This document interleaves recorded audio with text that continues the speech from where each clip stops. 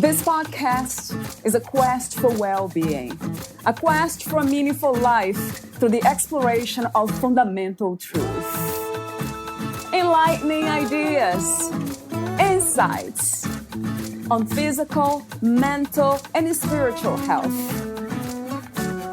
The inspiration is love.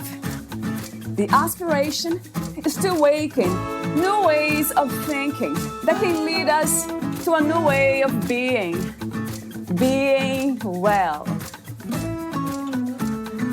Welcome to Body, Mind, and Soul Healing Conversations.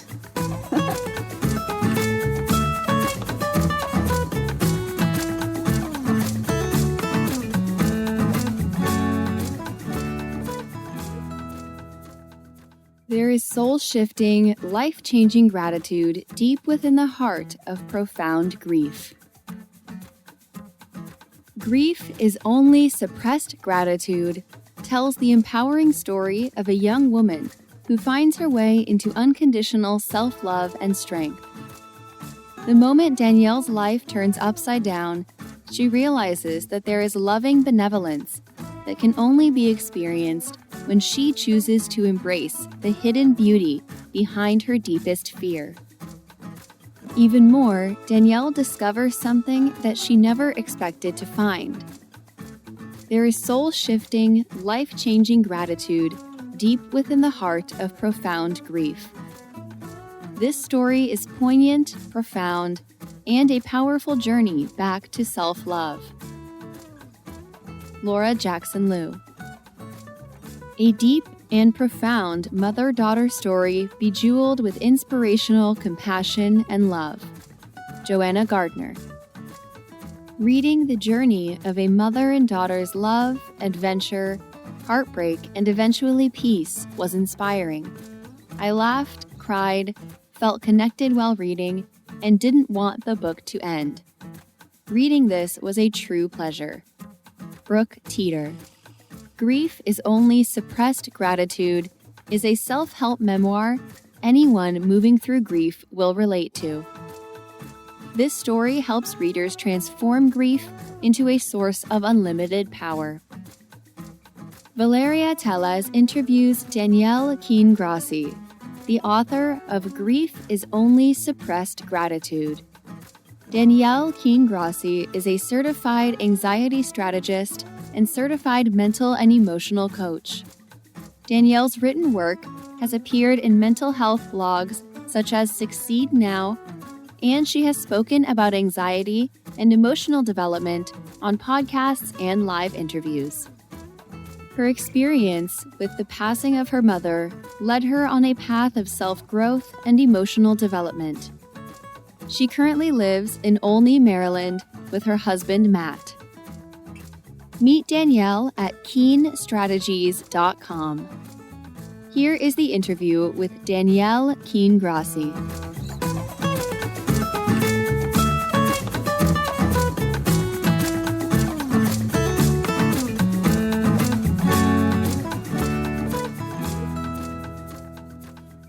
In your own words, who is Danielle Grassi? Oh, big question.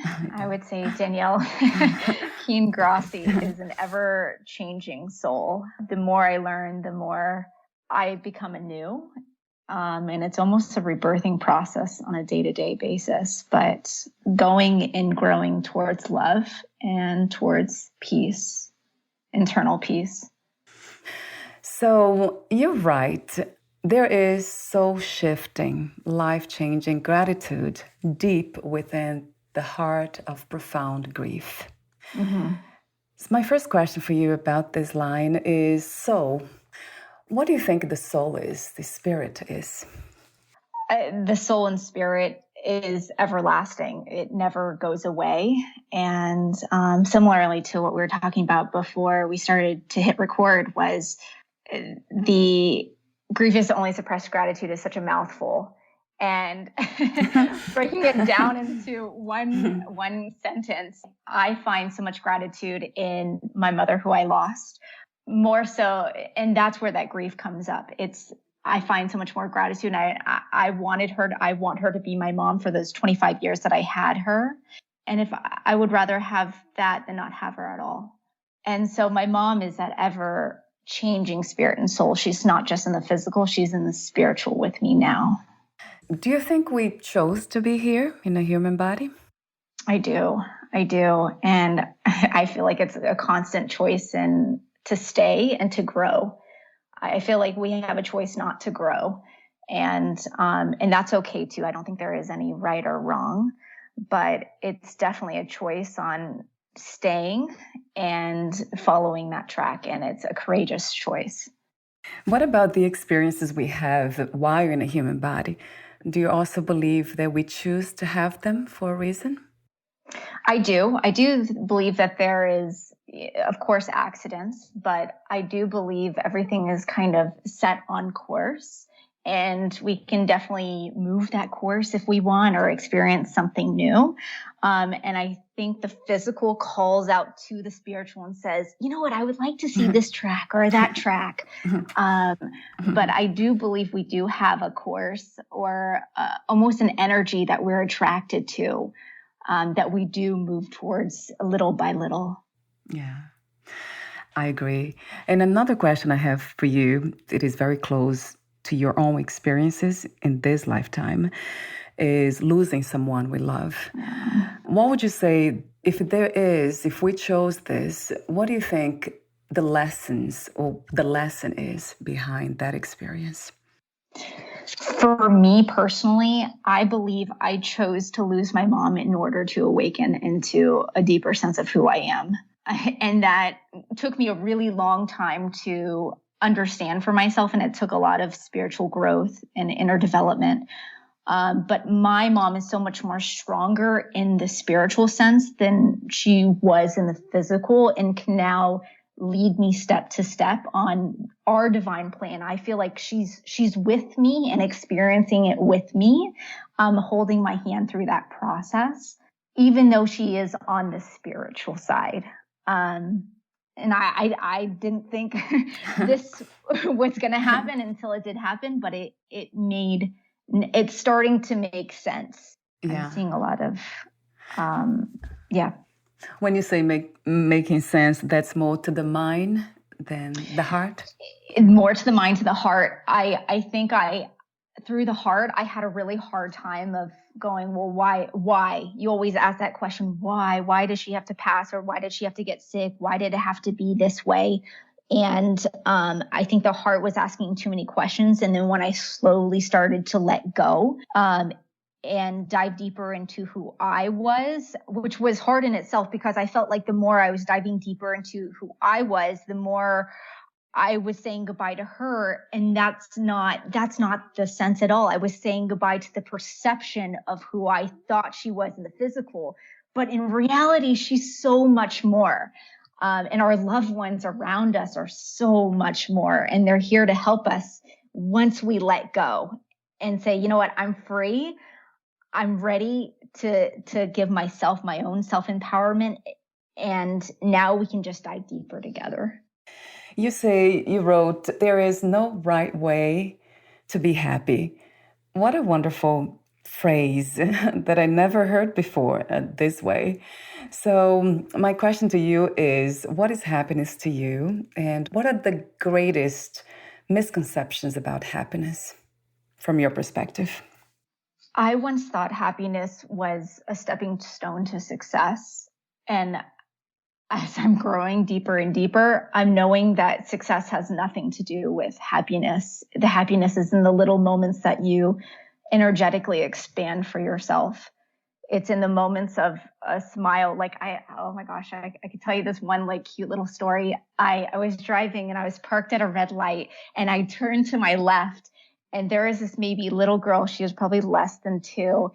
And I smiled at her, and she just was beaming light, beaming with laughter. I was like, oh, in that one moment, that one red light, that was happiness to me. That brought me fulfillment. And I didn't even know I don't know her. She's just passing. It's the little moments. It's the little blissful moments that are the happiness. Wow. I don't see anything that brings, from my experience, more happiness and joy than connecting with other people. I agree. That's my word for 2021. Connection. Yes. Connection. So what do you think the purpose of life is, the human experience or the experiment of being a human? I think it's to be curious and to, even if that's going into, per se, a negative path, being curious and self-development through that curiosity. Because once you go on that, and I'm using air quotes, the negative path, I think you find so much more to yourself and you go, oh, you know what? I did go down this path for a reason. It was to understand that I don't choose this. I want this instead. I want to actually go in this direction, but I couldn't go through that direction first until I understood this about myself. Yeah, I think it's the curiosity. Yeah. What do you love most about being a woman? I think it's the frou-frou kind of makeup and doing your hair and laughing and brushing, with your hair, brushing your hands, singing a fun song and kind of giggling with your girlfriends. I think that's the feminine part that I really enjoy, and I really make sure the silliness is still there through the femininity. What is the most challenging aspect about being a woman from your perspective? Oh, there's many. That too. I always thought people thought less of me, and that's more so with my age, being newly 29, that I didn't really understand the world, or because I was too young. But also being a female in that aspect, maybe not fitting into a few corporate positions, which were hard for me to fit into, kind of fitting into a box in that sense, or an old world perspective. A man's world was difficult. And so I got out of that pretty quickly. So do you think that somehow this is changing, this idea of that we are living in a men's world? Do you think that this is somehow becoming more of a female, women's world as well? Absolutely. And I think we're seeing that apparent day by day, and seeing how much power women actually have. And I think for men, it's kind of scary because we as women kind of do it all. Yeah, true. We're not now trying to leave out the men. We still love the men. But in the same aspect, we're pretty badass. We're very powerful people. I agree. What is the meaning of freedom to you, Danielle? What is to be free? To do what you want when you want to do it. I think that is freedom, is to decide, you know what, I'm going to choose this because this is what's in alignment with me right here, right now. I'm not going to think of my ego. I'm not going to think of anything else that's in my way. It's right here, right now. That's freedom. Yeah, I love that. In the sense that we don't question the things that we want to do, right, without self-doubt. Yes. So what would you say is the antidote of self-doubt? What would that be? For me, self-doubt is still there. And I recognize it as soon as it becomes there. And I think that's always step one, is to recognize and be aware that it's there. And not be mad at yourself that it is there, because that's just going to pull you deeper into the self-doubt. But I kind of separate myself from it, kind of take it out of the body and say, okay, you sit here. You can sit right beside me, but you're not going to control the situation here. You can still be here. You're still a part of me, and I still accept that. And we're still growing through that, but you're not running the show. And I heard it before about you treating that part of us as if it was a puppy or a baby in a way. Yes. Yeah. That's beautiful that you treat that part also with care and with love, but you don't let it run your life, because now you're conscious enough to know how to choose. I think love is the deepest powerful thing we have. And by loving that part of us, I think we can get through that self-doubt quicker. Than giving it another emotion. So how did you become a writer, and what was the intention of writing your book, Grief is Only Suppressed Gratitude? Whew, big question. I've always been a writer, kind of a closeted writer, secretly writing. But this book, to tell you the truth, it started out of ego. It started out of saying, universe, man, you need to give me back, something. You took away the greatest thing in my life, which was my mom. Yeah. And so I kind of I started writing it out of anger. And and then the anger dissolved and it turned into sadness, and the sadness dissolved and it turned into love. And then it went deeper into love and deeper from there.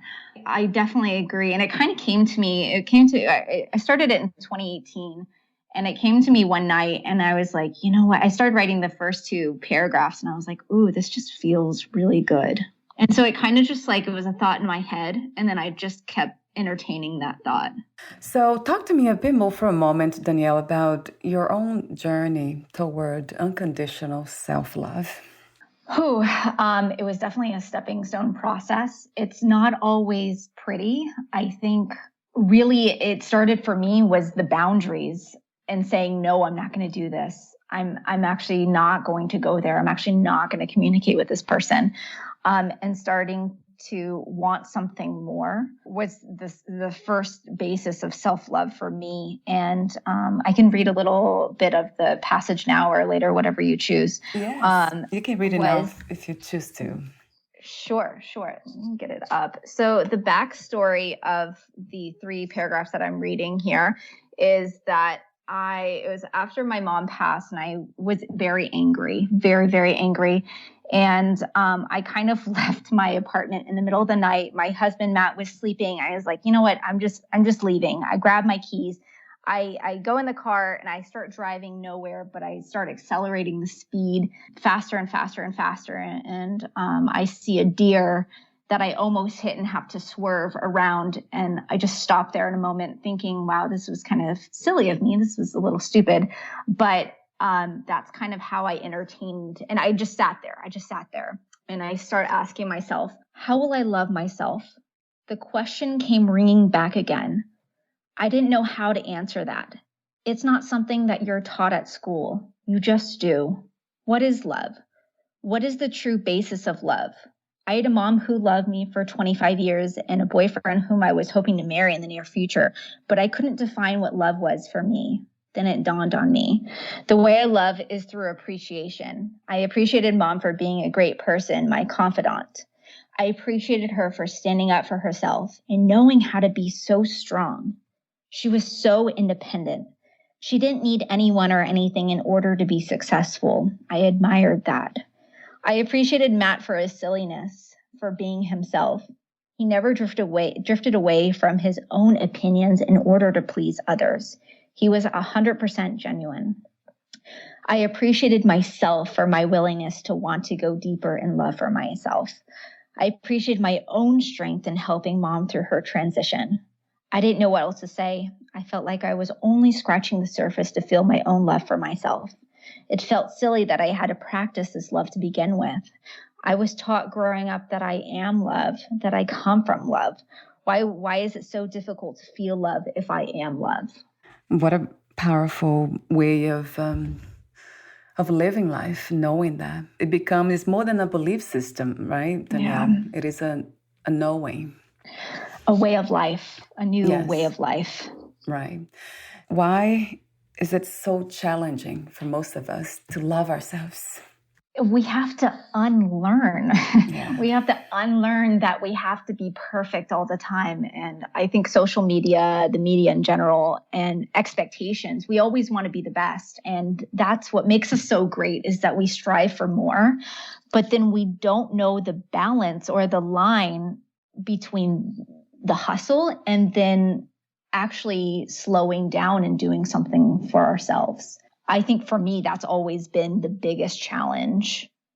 But it's not just self-care, right, Danielle? No, is realizing that you're going to go through a lot of, well, for me, in this case, grief, a lot of trauma in order to love myself on a deeper scale and kind of let go of my mom, the physicality of my mom, which is always especially hard, especially through the holidays or the day she passed or got sick.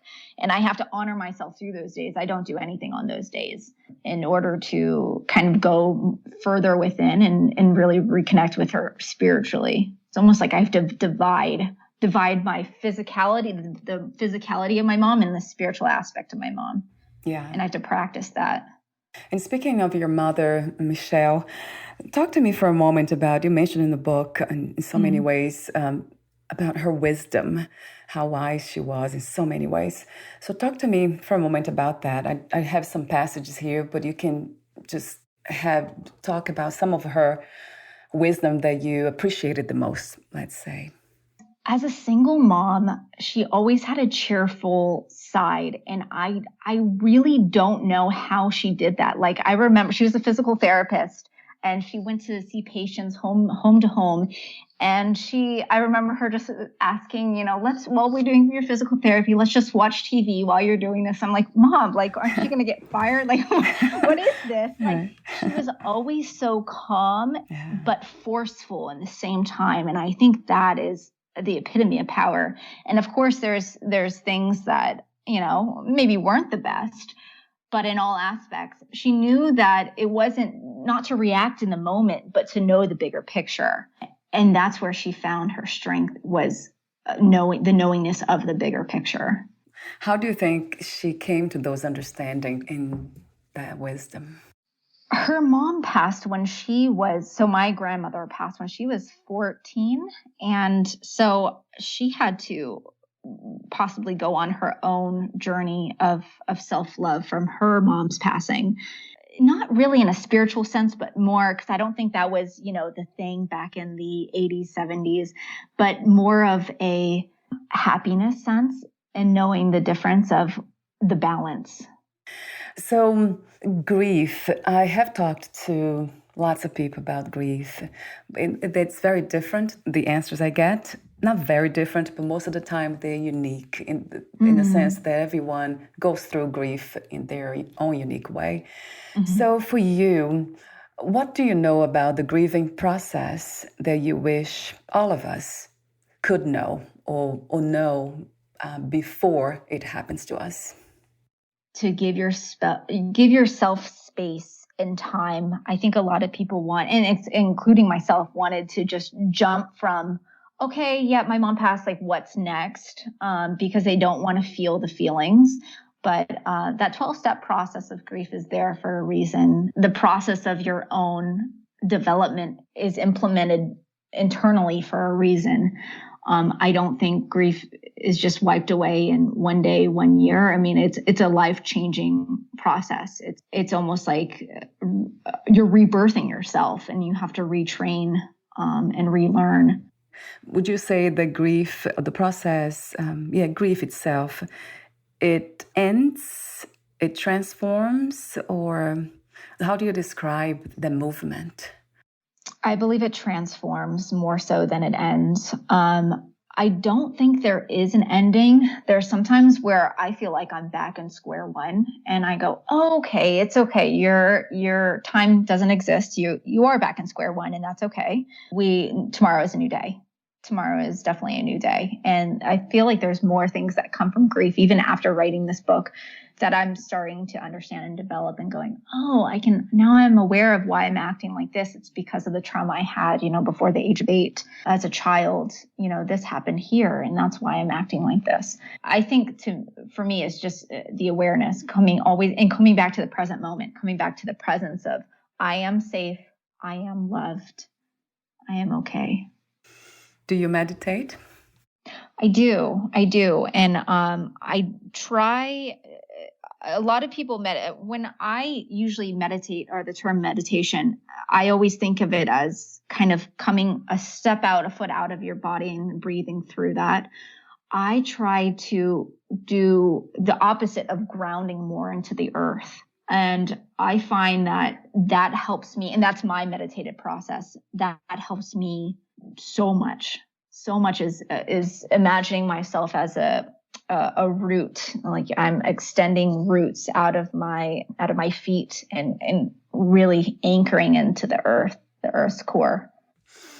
Actually, there is a metaphor that you mentioned in your book that has to do with trees, nature, the apple tree metaphor on receiving and giving, right? Would you like to expand on that?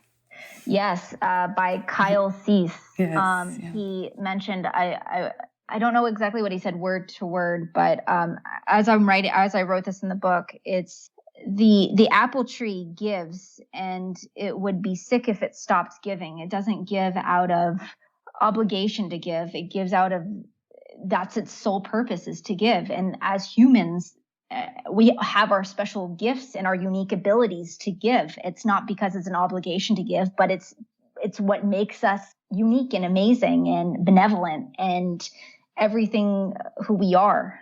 And I think people are trying to give out of obligation, or it's a deadline or an expectation, whereas we're so much more powerful when we're giving out of our sole purpose and our gifts.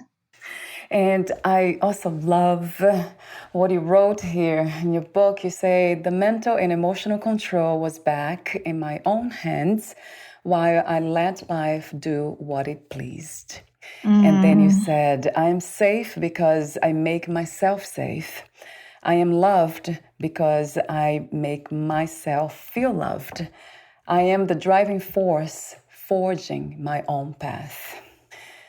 This is just, it's everything to me. The truth. It's and you wrote this with so much clarity. Thank you. I'm starting to tear up because that's such a deep quote. It is everything. It is everything. And you also wrote, the amount of love I had for myself carried me through the other side of grief. So these are all powerful and true messages. It comes from clarity, which means insights, which means spiritual wisdom. I hear that. I see that. Thank you so much. Wow. Thank you. In the end of your book, you have a song, A Beautiful Thing. Yes, by Grace Vanderwall. And unfortunately, I wasn't able to print that. It's not in the physical copy because it didn't work out. However, I do mention Grace and that song. Please look it up. Grace Vanderwall, Beautiful Thing. It is so deep. And I'm glad you have. So you're not able to print that. Do you think you would? It. No. Right, because legal rights. Yeah. Yes. That makes sense. But I did get to keep the Don McLean. I have a little passage from Don McLean. The bye Miss America, bye. Yeah, that's fine. Don't make me sing. I'm not going to sing. I know, that'll be great. I was able to keep that, which I'm very happy and thankful to Don McLean's team. Yeah, how wonderful. So do you think you would be able to read the Beautiful Thing song, the lyrics? Sure. Would that be legal, hopefully? Oh, you know what? Yeah, I'm not sure. It might not be. Actually, it might not be. I can read Don McLean, but yes. That's not a beautiful thing. Yeah, please. We would love to hear that. Yes. Bye, Miss American Pie. Drove my Chevy to the levee, but the levee was dry. And them good old boys were drinking whiskey and rye, singing, this will be the day that I die. This will be the day that I die. My mom and I were singing this together in the car. She knew she was dying, and we went out for a celebratory dinner, a lunch. We had, really good fish and a great dessert. I think we were just both looking at each other going like, this is the reality that we're living in, and starting to accept it and starting to, I don't want to say understand, but like starting the process of understanding, because we didn't know, we didn't understand any of it, but. Right. Would you say acceptance, the word? I don't even think I would say acceptance. Maybe acceptance for the level that I was at that moment. Yeah. Yes. But then I unaccepted it very quickly. I took it back. Yeah, I took it back. that I went deeper into what that acceptance meant for real. But that took a lot. That was a lot later. You're amazing, Danielle. Thank you. Yeah, it's like a star here on earth. Thank you so much for everything you do too. Oh, you're such a bright light. Wow, thank you.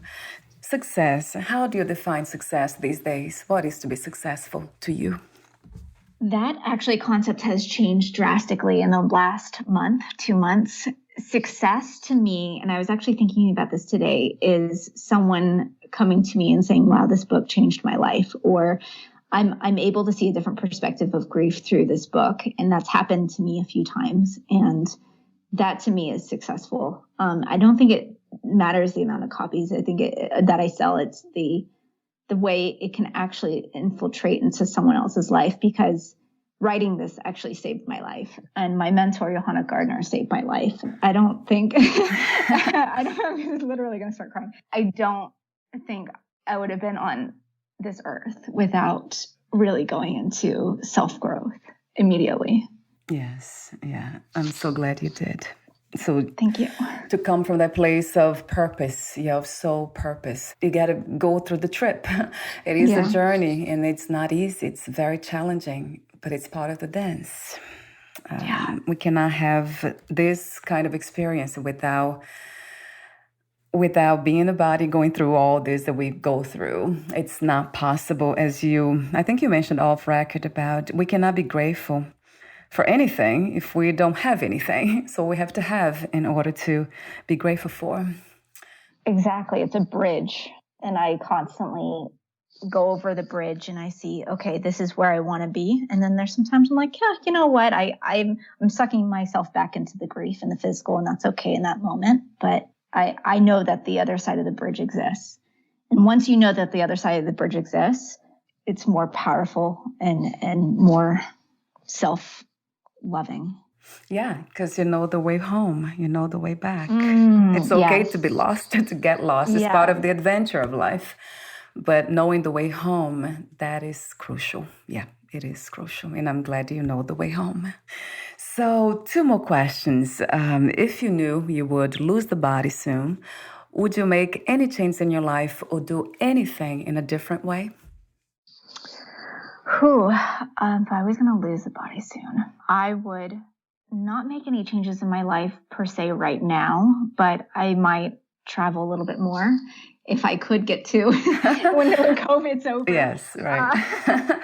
True. I always learn so much more about myself when I go and put myself into another environment, another atmosphere, and continuously grow in a new culture. I think that's so important. Yeah. You become more humble too. Traveling makes you humble. So my last question is, what are 3 things about life you know for sure as of this moment? That it is actually good. If you make it good, it is actually good. I would say that's number 1. That you are loved and you have everything you need in this now moment. You have everything you need in this now moment. And number 3 is never forget the 5-year-old inside of you. Yeah. Because she or he still exists. And loves to have fun, right? And loves to have fun. So yeah, exactly. I agree. Oh boy, I agree 1,000 times with that. Yes. I'm sorry I interrupted to say that.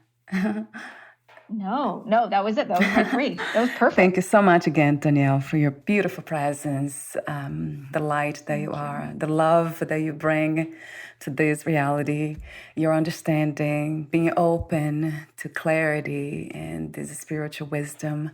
Thank you for your work. Thank you for everything. Thank you. Thank you. Where can we find more information about you, your books, products, services, and future projects? Yeah, so my website is www.keenstrategies.com, and you can find the book on Amazon. It's being released January 12th. Amazon Book Reads, Google, Apple, Barnes & Nobles, Target, and I might be missing one, but those are the main hubs. So thank you. And the title is Grief is Only Suppressed Gratitude by Danielle Grassi. I'll have those links too on your podcast profile. Thank you. Thank you. Thank Thank you, you. Danielle. So we'll talk soon. Bye for now. I can't wait. Take care. Bye-bye.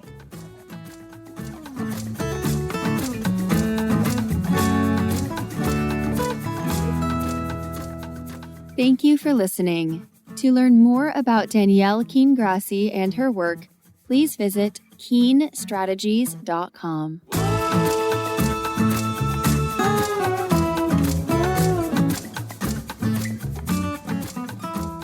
To learn more about this podcast, please visit fitforjoy.org/podcast.